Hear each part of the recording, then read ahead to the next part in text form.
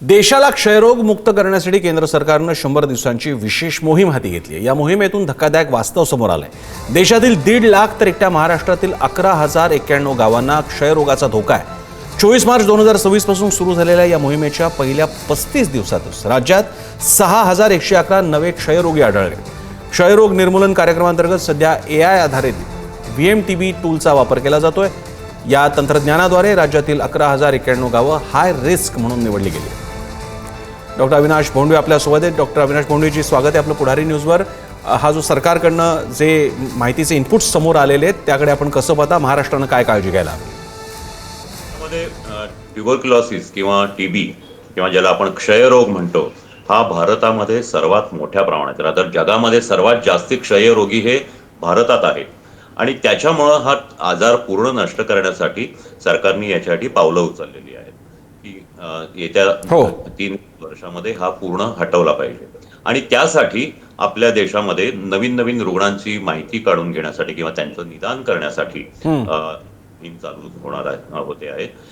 यामध्ये जो महत्वाची गोष्ट आहे की भारतामध्ये ट्युबरक्युलोसिस जास्त असण्याची जी कारणं आहेत त्यामध्ये एक म्हणजे कुपोषण किंवा प्रदूषण किंवा खूप दाट वस्तीत राहणं, त्याचप्रमाणे व्यसनं, वेगवेगळ्या प्रकारची व्यसनं असणं आणि त्याबरोबर ह्या ज्या गोष्टी आहेत त्यामध्ये काहींना जर आजार असेल, उदाहरणार्थ मधुमेह असेल किंवा ज्यांना कर्करोग असेल किंवा ज्यांना काही व्यसनं असतील, धूम्रपान, मद्यपान, अशामुळेही त्यांना जी प्रतिकारशक्ती कमी होते आणि अशा लोकांमध्ये ट्युबरक्युलोसिस हा मोठ्या प्रमाणात पसरतो।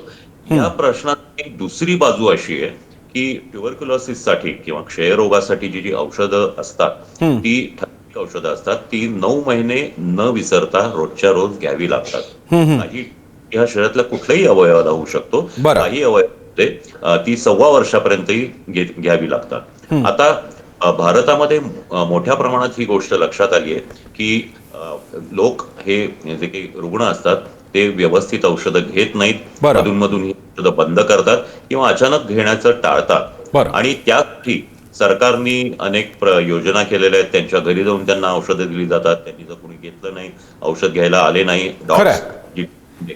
डायरेक्ट त्याचं ऑब्झर्वेशन केलं जातं, तर ते त्यांच्या घरी जाऊन त्यांची माहिती घेतात आणि त्यांना ती औषधं परत घ्यायला लागतात।